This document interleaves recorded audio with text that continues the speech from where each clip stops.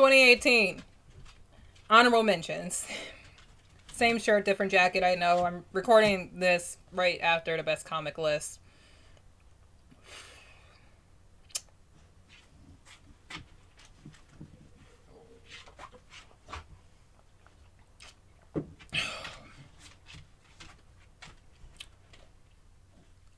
Alright, I'm ready. I'm gonna be doing my comics first and then my anime second because I have less comic picks than my anime. And I'm just gonna kind of go through all of these. I don't have a script, I don't have anything. It's just, you know, just there's the pick. I'm just here talking about it. I don't know. Let's just get this over with because fuck me. Holy hell. Oh my fucking... I just want to make more videos! So, Negative Frames is written and illustrated by the author who did a comic that I talked about before on this channel, The Crawling City, which unfortunately went on indefinite hiatus because the author wasn't able to continue drawing for that comic. Since then, Merriweather has wrote another comic to kind of appease fans of The Crawling City, while the artist, he kind of did the same thing with Negative Frames. This comic follows a new character who has had supernatural occurrences just kind of happen to her, kind of like within The Crawling City, and Aria also makes an appearance in this comic, and I don't know, if like, I read it, I really enjoy it, and I only recommend it to fans of The Crawling City. You can read this on by yourself, but if you've read The Crawling City, you'll understand the plot of this comic a lot better. So if you haven't read The Crawling City, read The Crawling City. I know it went on indefinite hiatus, but you can go read Crawling Dreams and Negative Frames to get your fix. So yeah, this is pretty much only for fans of The Crawling City. I don't know. This is what happened when I don't have a script. Fuck. Next one, Aerial Magic. This is from Walking North, the creator of Always Human, which was another comic that I talked about on this channel previously. And I gave Always Human a 6 out of 10. I really enjoyed it, but it's one of those comics that I'm going to read once and done. I've been enjoying Aerial Magic a lot more than Always Human. The creator, Ari Walking North, she clearly shows a lot of improvement with Aerial Magic, especially in the writing department, because this is a very comfortable and cozy webcomic. The artwork is still incredibly strong from North. It was the strongest point of Always Human. This one, North changes up the color palette, so it's a lot more kind of rustic and cozy. Human's kind of, I don't know, pastel look. I don't know, I haven't read the comic ever since I did that video. But no, I really enjoy this one. I applaud North's improvement. The writing is solid, the characters are solid. The, what was I about to say? I don't know. It's just better all around from Always Human, and I still recommend Always Human. Always Human is a really good romance comic, but I've been enjoying this one a lot more, so you can give this one a read. You don't have to read Always Human to read this one because it's you know, it's a new story, but it's pretty good. It wasn't good enough to make it on my main list, but I really enjoyed it, and I'm still enjoying it. So yeah, Melvina's Therapy came back for a second season. I was writing a video for that one, but it ultimately got scrapped because I wasn't happy with how it came out. But season 3 is out right now, so when season 3 is over, I'll be returning to Melvina's Therapy, doing an entire complete review of it. Season 2 was good. Season 2 was better than the first one because it was no longer an anthology. And god, with the way fucking season 3 started, holy shit, yeah. I can't wait to see the conclusion of this one. Rosin is still doing a really great job with it. So, you haven't read Melvina's Therapy yet, you're looking for an amazing scare with some really amazing artwork and body horror, definitely check it out. Age Matters. This comes from the creator Ian J, who previously wrote for the Linzen platform, a platform that I'm still actively boycotting, even though it doesn't look like they're going to change their policy anytime soon because they still have artists working for them, and I feel really bad for those artists. So I'm never going to be able to see the end of Ian J's first work on that platform, the third party, but I can enjoy Age Matters because it's on Webtoons, and this is a comic that's exactly what it sounds like. It's about a woman who is in or approaching her 30s, I forget, but she meets a young man who's a multi-millionaire, and she's several years younger than him, and they end up catching feelings for each other even though there is an age gap. And when it comes to the age gap, I understand that can be a sensitive topic for some people. I myself am in a relationship with a bit of an age gap, even though there are different ways of doing it. Like After the Rain, that's an age gap that not many people want to be in and really shouldn't, you know, and the relationship in that show is pretty inappropriate, but it's portrayed in a way that is very sympathetic and makes a lot of sense. And then there's BoJack Horseman, which I can't really spoil, but it says, you know, the age gap won't work unless you're responsible. Age Matters is one that tackles the age gap with adult characters and shows the responsibilities that have to go into that relationship and why the age gap doesn't really matter if you love and respect each other. It's pretty good. It has good characters. I think Ian J's artwork is stronger than her writing, but this one just kind of gets better over time, so I recommend it. It's well done. I like it. It's well done. Oh yeah, I read Watchmen last year. I finally read Watchmen. It was good. Fuck it. I read Watchmen. Be proud of me. So last year I read this one, The Bride Was a Boy. This was a gift to me for my birthday from my girlfriend. I specifically asked her for that so I could do the Talking About Comics. It's 1 volume long and it's the absolute true story of the author Chi, who is a trans woman who finds love and ultimately gets married. And it's very good. I already did a Talking About Comics episode of it and I really enjoyed it. It's one that I'm only going to read once and then I'm done with it. But, you know, I really liked it. I thought it was really comfortable and I'm really happy and proud of how the author's life turned out. I'm really happy and proud that she completed her transition and she now has a husband and she's a successfully published author. So I recommend it. I especially recommend it if you're transgender or transitioning because it's a very realistic look at that process. More for being a trans woman, but still, I enjoyed it. I already did the comics episode of it, so that's all. I also read Komi Can't Communicate. I'm not very far into it. If I read it sooner, it would have probably made it onto the main list, but that didn't happen, so I'm still reading it. It's less of a priority for me to read it right now because it's going to be published by Viz Media pretty soon. I really enjoy Komi Can't Communicate. It's a very hysterical and memeable comic about having crippling social anxiety, but it is very genuine and relatable because you have like this main character who has these hilarious expressions and is super memeable. Komi is just genuine. She's just so pure and I love her. But you completely understand her anxiety and why she has a hard time talking to other people. It's just really cute and really funny, and whenever I see a meme of her, I'm like, oh god, my heart!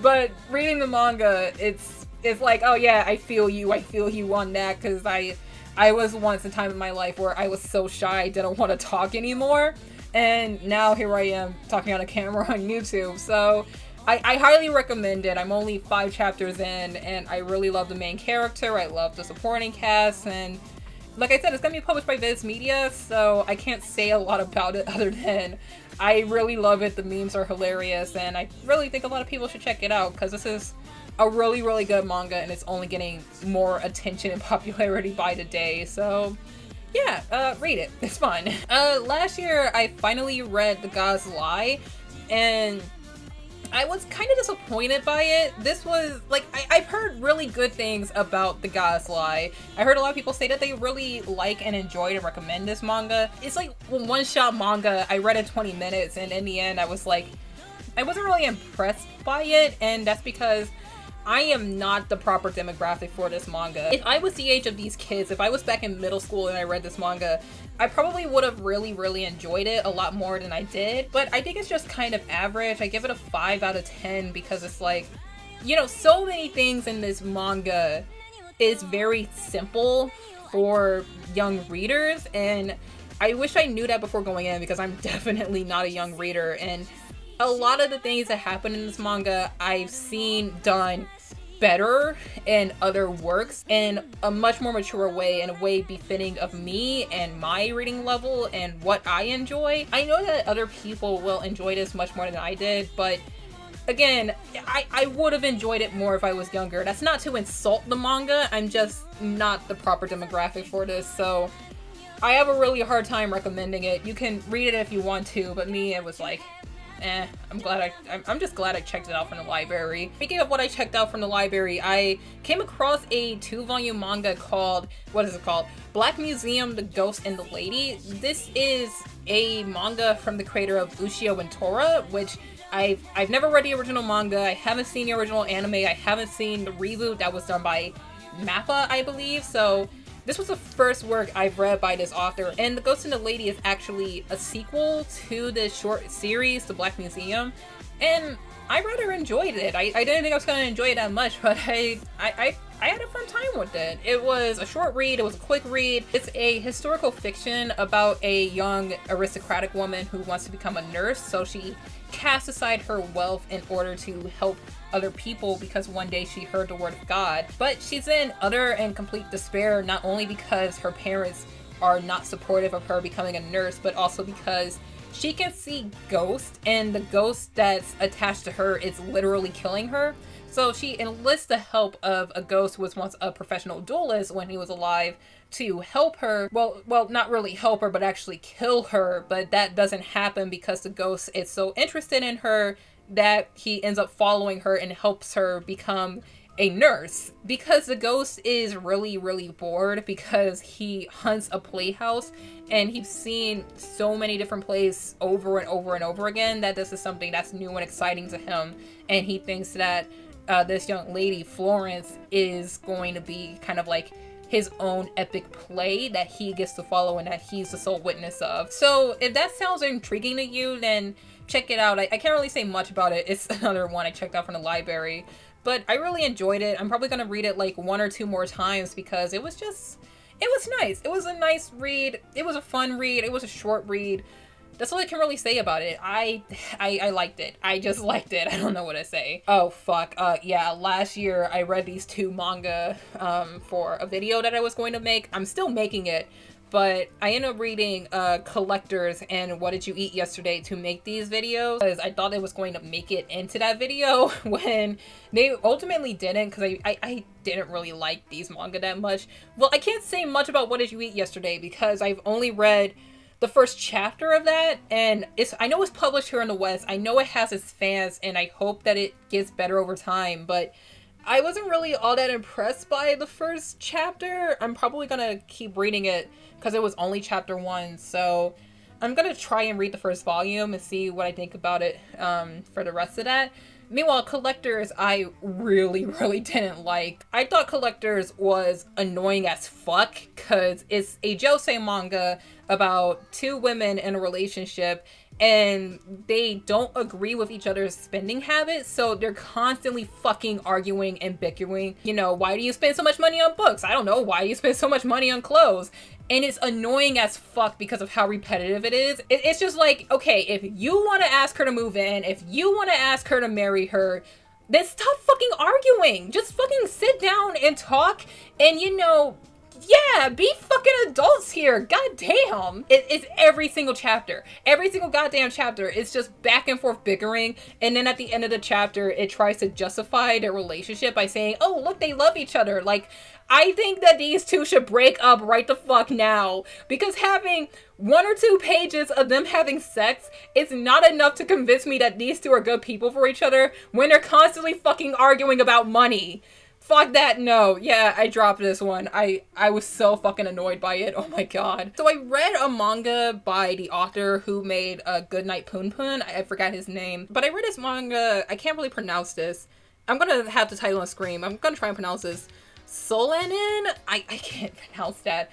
But it's like a one-shot manga that he wrote after he was out of college and he was young and confused and didn't really know what to do with his life. And this manga is basically a reflection of that. It's about college students, well, former college students who are trying to get their lives together and figure things out and, you know, just living, I guess. It's not exactly that because there's different themes and there's like grief and moving on and death and just a lot of things that I personally found to be very predictable and that I've seen done better in other works. So I wouldn't really say that this is the author's best work, even though I haven't read his other works. I read it, I finished it, I was like, yeah, okay, that was pretty alright. I just wasn't really impressed by this, and I know that this author puts out good work, and I know that this was one of his earlier works, but for me, I'm going to call this manga his Lost at Sea to his Scott Pilgrim, if any Brian Lee O'Malley fans understand that reference, because it was fine, it was alright. I don't think it was bad, I don't think it was good, I think it was in the middle, so read it if you want. You might be a bigger fan of this author than I am, because this was his first work I read by him, and believe me, I plan on reading Goodnight Poon, but this one I just kind of saw at the library, picked it up, read it, thought it was alright, returned it. So, motherfucking Brood Hollow came back. It's been on hiatus since 2016. It came back last year. It's publishing again after 2 years. Motherfucking read it! Alright, anime list. Admittedly, I don't have everything that I watched written down on this list. Either that or the list just didn't update from my computer to my tablet. But for what I have written, I can easily say, I'll be getting to you, I'll be getting to you, and I'll sure as hell be getting to your fucking bitch ass fucking show. So first one, Pop Team Epic. I completely understand that not many people enjoy this show, and if you don't enjoy this show, then you probably don't like memes. I, on the other hand, I really enjoy Pop Team Epic for what it was. It's a beautiful, wonderful shitpost that got kind of boring in the end, but I'm still looking forward to season 2. It's just, the jokes in Pop Team Epic, they happen so fast, and because it's just like, you know, rapid fire jokes, you kind of lose that ability to laugh because you're so desensitized to it. There's still some really funny stuff in here that makes the show worth watching, and I do plan on watching season 2 because it's fun. I enjoyed it, I liked it. It wasn't, you know, like, you know, magnificent. I was bored by it, but for what it was, I really like it. Banana Fish. Oh god, you would expect for me, the Fujo, to just really, really love Banana Fish because it feels like we don't get a lot of yaoi. Nowadays, we are getting more yaoi besides the obligatory one-a-year yaoi. Banana Fish was definitely the most popular one last year. There was one that I hear was really shit, and the one I was really looking forward to got an OVA, and it wasn't picked up by Crunchyroll or anybody because the content of that manga and anime, no one would touch it with a 10-foot pole. So all I really had to watch last year was Banana Fish, and I'm 3 episodes into it and I'm still not feeling it. I'm sorry. I don't know what it is about Banana Fish. It's just, I'm having a hard time getting into it. It's a crime drama set in America that just so happens to have 2 main characters who are gay, and that's everything that I love. I should love this show. It's just, something is really off about the execution that makes it kind of hard for me to get into. I want to finish watching it. I plan on trying to finish watching it. However, I'm having just a really slow time getting into it. And I know the show has a lot of fans, and I'm just trying to figure out what do you like about it besides the fact that it's gay. Cause it's just like, I don't know. It's just, it has everything that I want. I don't know. It's not a bad show. I'm definitely not saying that it's a bad show. I do think it's a good show. It's just something about it that I don't know. Golden Kamuy. This is a show that I really, really liked in its first season, and season 2 aired in the fall. But I didn't watch season 2. I don't really think I'm gonna watch season 2 because season 1, as much as I enjoyed it and its weird ass homage of being a historical fiction and an adventure and an action and a comedy and a gourmet show and how it makes all of that work, and it works so well, it was very apparent from episode 1 that this is an anime that you need to read the manga to, because you can tell there's just so many scenes in this anime that was done so much better in the manga. And, you know, I finished season 1. I really enjoyed season 1. I was looking forward to season 2. However, in between the gap between waiting for season 2 when season 1 ended, the entire time I was just like going to my library hoping and praying that they would have the Golden Kamuy manga, because I'm more invested in a manga that I haven't read than I am in the show that's based on it. So I don't know. I may watch season 2, but I just want to read the manga more at this point. So I enjoyed it. I recommend it, but I'm gonna see what my feelings are on this manga before I can, you know, come in and say, yeah, the manga's better, go read the manga. The manga is just like better in execution, but the anime is still fun. The anime is still likable. The dub is fucking amazing. Like, holy shit, my number one reason for watching season 2 is because of the dub, because Ian Sinclair and Monica Rial team up as the main characters, and Ben Phillips is there. It's a pretty kick-ass fucking dub. So, yeah, I enjoyed it, but I really think I'm going to enjoy the manga a lot more. Oh boy. Okay, Citrus and Bloom in a U. I quit Yuri anime last year because Yuri anime is the goddamn same. It's all the motherfucking same. It's like, again, Japan, I understand that you think that lesbians are a phase for high school girls. I'm so motherfucking sick of fucking high schoolers. I cannot stand high schoolers anymore. It's just so repetitive. It's the same shit. I'm done. Like, God, I'm so sick of fucking teenagers. I want adults. Give me more adults. You're gonna have to gag me and tie me up, and if you want me to watch another fucking show with teenagers, because I'm done. I'm done. I'm so motherfucking done. Japan's finally giving me more variety. I have more diversity. I quit Yuri. I quit Japanese Yuri. I mean, I'm coming back because there's this manga coming out, but that's only gonna be once. Other than that, no more. The time I get reincarnated as a slime is an isekai that doesn't suck. I'm not done with it. I'm only on episode 4, but I'm really enjoying it a lot because, again, it's an isekai that doesn't suck. It's a show that follows a main character who is a fucking slime. And yeah, he's OP as shit, but you don't really take him seriously because he's a slime, but B, this is like an isekai slice of life. It isn't an adventure series where, oh, I have to go beat the demon lord, and it doesn't have a lot of fan service or harems or things like that. No, the main focus of this series is just relaxing and being comfortable, and the main character just kind of goes around to improve the lives of strangers in a world that my dog is here. My dog is here. Oh, she's so cute. I can't show her to you, but she's like, she just wants her little head to be scratched because she wants attention. I'm sorry, I gotta record. What was I saying? Oh yeah, so the main character, the focus is just the main character going around this world, being super friendly, super nice, helping people and creatures just have a better life.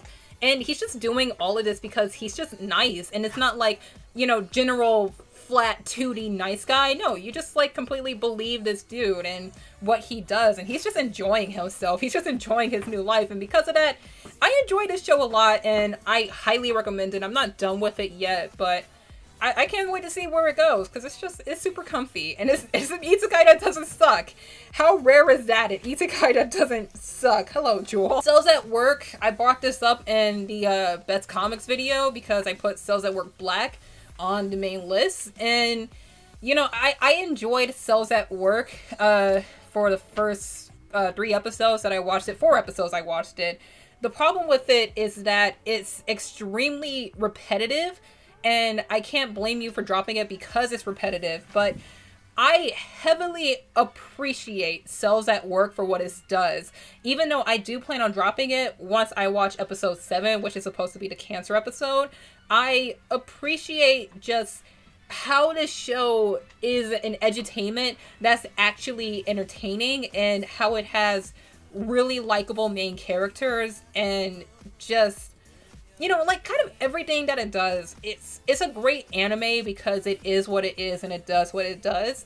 But again, I can't blame you for dropping it because it's like super repetitive. So okay, Planet With. Yeah, so I'm like halfway done with Planet With, and I'm not a mecha fan. I was really looking forward to this because the author I've heard really good things about. Not the author, the writer I heard really good things about, and I do plan on reading his manga Spirit Circle. But Planet With was a show that I enjoyed the first 3 episodes, and then you get to episode 6 and it's like, all right, it's taking everything into a new direction, which is to be expected for an original anime. But I was just kind of done with it by then, and I was just kind of like, yeah, okay, I don't want to see any more of it, even though I kind of do want to finish it. But not being a fan of this genre is kind of put a hindrance on it for me. I feel like really involved mecha fans will enjoy this show more than I have. But for me, I more than likely see myself dropping it in the future. If you like it, that's great. If you don't like it, that's also alright, because, you know, we're all entitled to our own opinion. But I mostly only recommend it to mecha fans, and I'm pretty sure only mecha fans will get a kick out of this show. But for me personally, I was just kind of... I don't really think I'm going to finish it. It's a good show. I really enjoy it, but I don't really think I'm going to finish it. Alright, rest of my honorable mentions are just sequels. So, already did a podcast on My Hero Academia. Already did a podcast on the My Hero Academia movie. Overlord, I loved. I had so much fun with. It was a blast. I didn't watch Overlord season 1 in 2015 when it aired. I actually watched it shortly before season 2 aired, and I really enjoyed season 1. It was an isekai that doesn't suck. Season 2, however, has more of a focus on the supporting cast. With some of the content in season 2, you can really tell that Madhouse really wasn't planning on making a sequel to Overlord back in 2015, but there was a lot of really great world building, a lot of really great character development. Sebes was my favorite character out of all of this, and then Ainz comes back in season 3 and he has a lot more depth and development. And you learn a bit more about his thought process, you learn a bit more about the inhabitants of this world, you learn more about Nazarick. What really kind of got me in season 3 is the fact that this show is about a character taking over the world, and he doesn't really begin his conquest to take over the world. As in to say, that whole part of the plan doesn't come into gear until season 3. Realizing that the first 3 seasons up until the end of the 3rd season was a setup, and just going through all of that world building, all of that character development, all of that planning to finally get to the point where Ainz has claimed new territory and he's well on his way of world domination. That's amazing to me, and the only show I can remember actively entertaining viewers while being an entire setup was the original Berserk anime. And I haven't even seen the original Berserk anime, but yeah, no, Overlord is great. It's an isekai that doesn't suck. It has its problems in animation, but I hear the light novel is excellent, and I do plan on reading the light novel. But for the anime was pretty awesome, and yeah, no, I really liked it. Oh boy, this is embarrassing because the final show is Attack on Titan season 3. And I love Attack on Titan. If you know me, you know I love Attack on Titan. Look, I just really fucking love Attack on Titan. And I haven't seen the 3rd season yet. Oh god, this is embarrassing. Why did I not order this better? Oh, Jesus Christ. Yeah, I haven't seen the 3rd season of Attack on Titan yet. And this is like the show I'm going out on, but yeah, no, I haven't seen it yet. And I think that's honestly because, you know, with all the shows that was coming out and all the shows I had to catch up on, Attack on Titan season 3 was lower priority for me because I've read the manga, so I already knew what was happening.